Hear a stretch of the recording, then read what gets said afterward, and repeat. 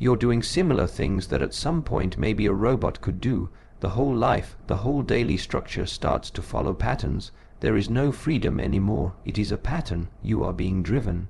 You are a part of a wheel, part of a system. It is a small one, but there's no chance for you to sometimes just get out and do something beyond that.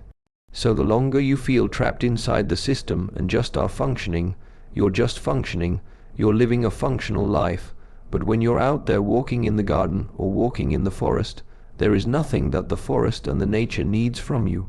You don't need to function when you walk through the forest.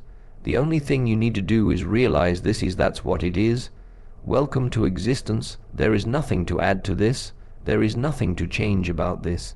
It is just about the realization that is it.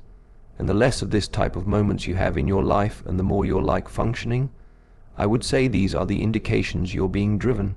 Well, without it, we for sure wouldn't be here, yeah. But my definition, or right now, the understanding of the nature was really on a vast scale. The only reason to change anything about our life would be if that change that we are looking for is resulting in the fact that we're going to feel better. We usually wouldn't go for any type of change knowing it's going to make us feel worse than where we are right now. So the whole idea is changing for the better. So now the question where you are finding yourself right now, you say you want to change to the better. It expresses to me you need to become light, you need to become free, and you need to liberate from the things that are holding you down. So first question right now is, what is it that is weighing down on you? And if it is what happened to you in the past, well, you need to solve it. Whether you take responsibility for it or not, the fact is there is something it's still weighing down on you, and it needs to be solved.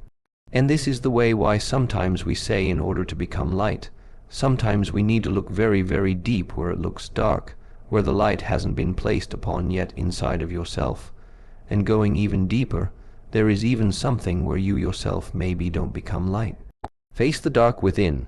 Even want to go there anymore because you know it's going to crash the own view that you have upon yourself until now. But this is the only way in order to make everything that is dark and heavy inside of you to start becoming light. You need to shine the light where it hasn't been before. Can you do this without staying humble? You can't. If you think you're the best already, you won't do this. You are still nourishing the illusion. Yeah, and you are pretending and not wanting to actually look into what is it you really went through this lifetime. Only when you start to see the whole complex and everything, the light and the dark, the heavy, when you see all everything that brought you here. Now with that roadmap, you see where you come from. You see what is it that has shaped you. You can see how did all of these circumstances, situations, what was the consequence you still carry until the way of how you take decisions nowadays. Why are there certain words? Why are there certain topics that when somebody starts to even mention that word, something inside of you starts to pop up? All of this is there are processes which are still running our life, whether they are unconscious or somewhere happening in the subconscious, but there are patterns, there are cycles, there are repetitive things that keep popping up in your life, and it's the question if you at some point want to break out of the cycle, and this can only be done in the moment where you start to learn and understand what is it to live a life more aware and more based on being conscious about what you do and removing everything from these unconscious layers. Yes, and it's a journey. The understanding will change throughout your journey, really depending on how profound is your view upon your life and the life around you. How profound are you living this type of life? And so it really means it changes from person to person. I can't tell to somebody this is what it means for you. It's up to you to put in your thoughts. What does it mean to you? What is sure is that everybody has always been given the possibilities to change something. Listen early, signs grow louder. The other truth is at some point when you're oblivious about things and you just really don't want to see, you can't see it, then the signs sometimes become bigger. And then at some point it could even happen that something is going to occur which will make you change. If you want or not, it is going to make you change. You will have no choice anymore. You had the choices before, but you didn't use them.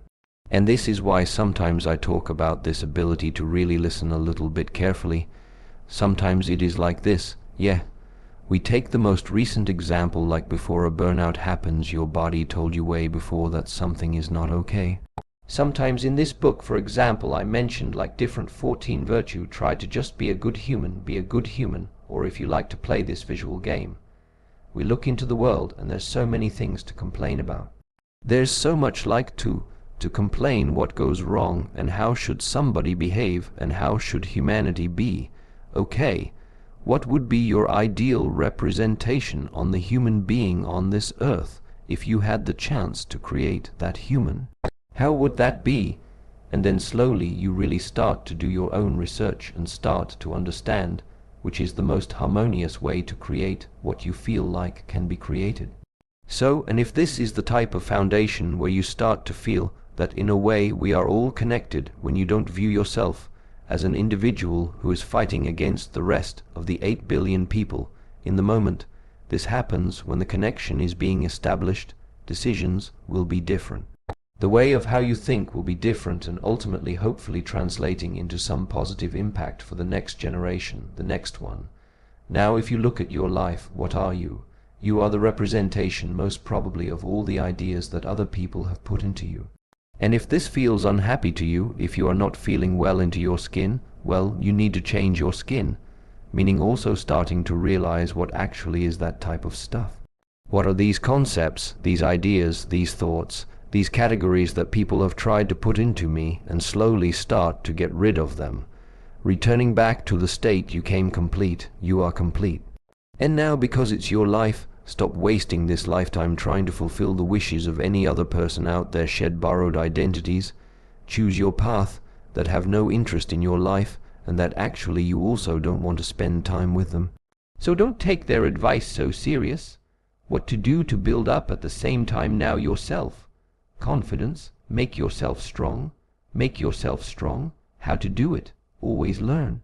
If there is something to learn, learn how to clean, learn how to cook, learn how to wash the windows, learn how to repair the car. Whatever you can do, just do it, so that gives you that feeling there is something that you can do. You're not completely helpless.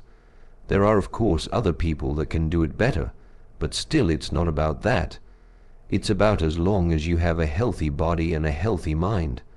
There are so many different options in this world you are able to express yourself in.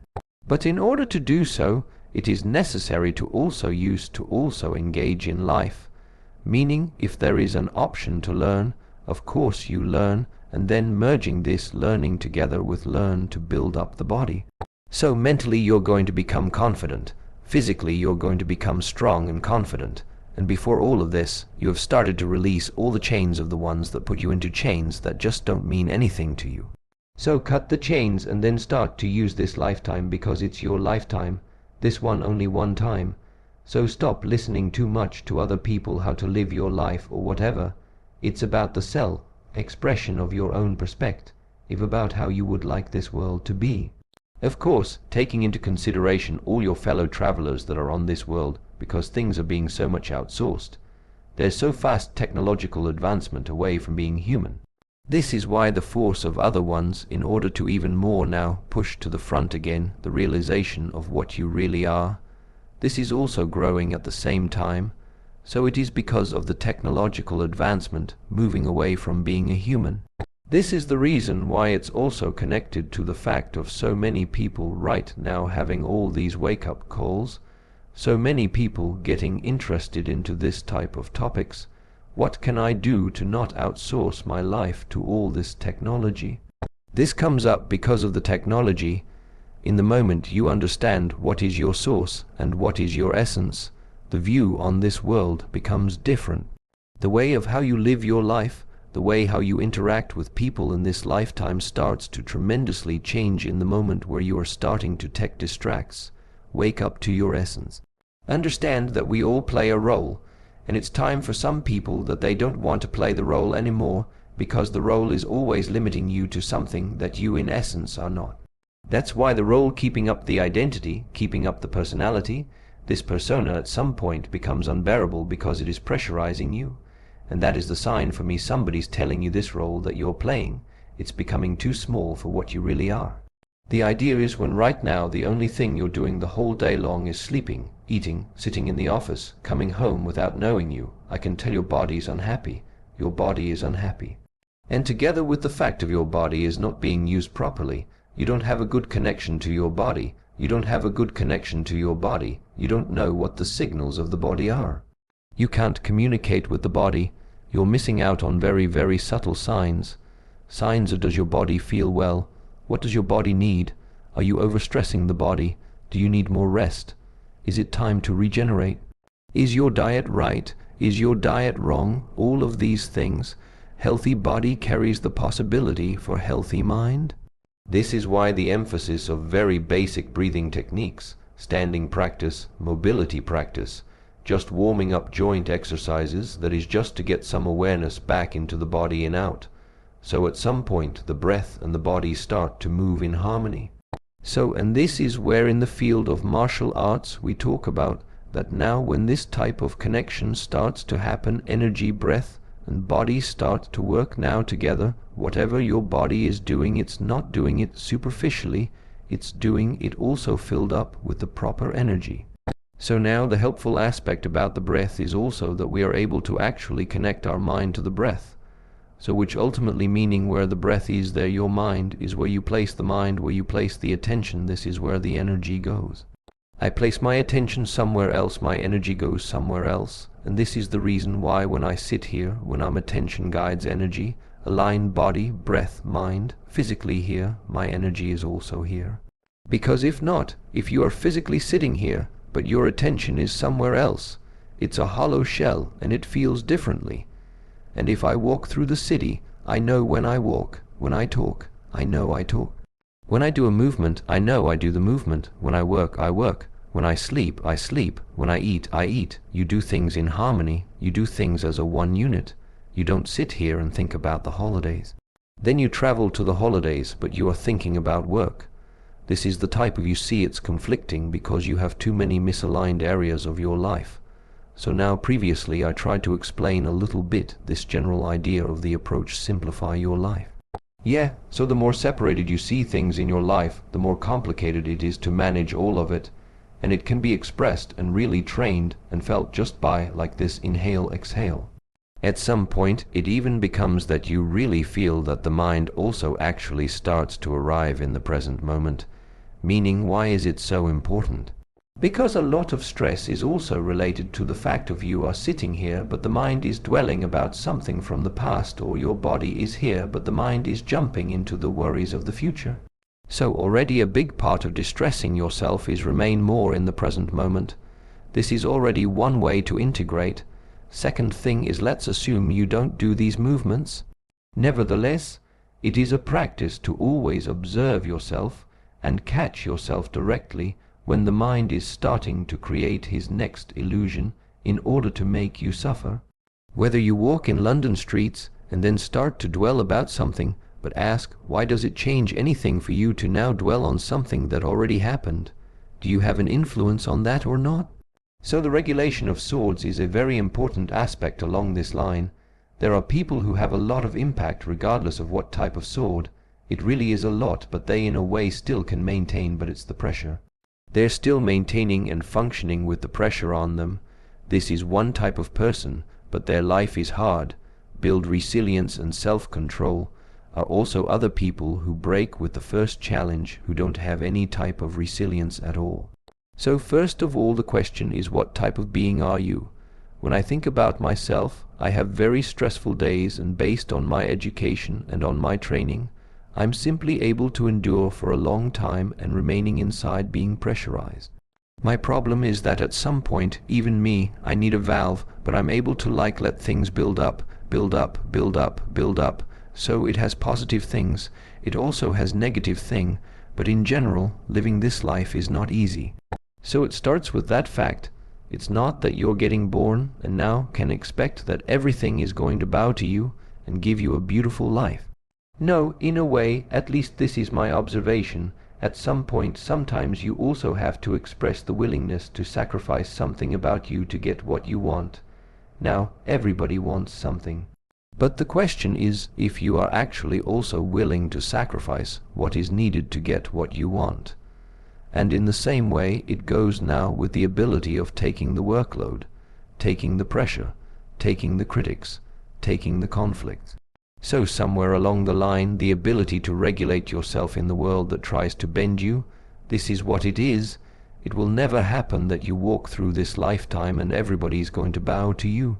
It's not going to happen. No matter how good you think you live your life, what you have brought to the world, there will always be something or someone. There will be a natural force that is always testing you. If you are able to remain straight, to really practice, even if you feel like, okay, this is now really unfair. Yeah, internally you feel I actually don't deserve this conversation right now. Yeah, and you still receive all you will still receive it all. But this is exactly it. What would the majority of the people nowadays do? It feels unfair. Get angry and boom, express the same way.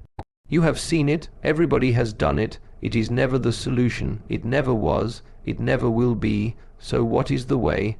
There were struggles our parents had to break the cycle. Pass on your best version. Deal with some struggles they started transcending and overcome them. Other struggles they kept and were not able to overcome them. What our parents couldn't solve is your problem now. What my parents couldn't solve, it's someone from our family who needs to solve it.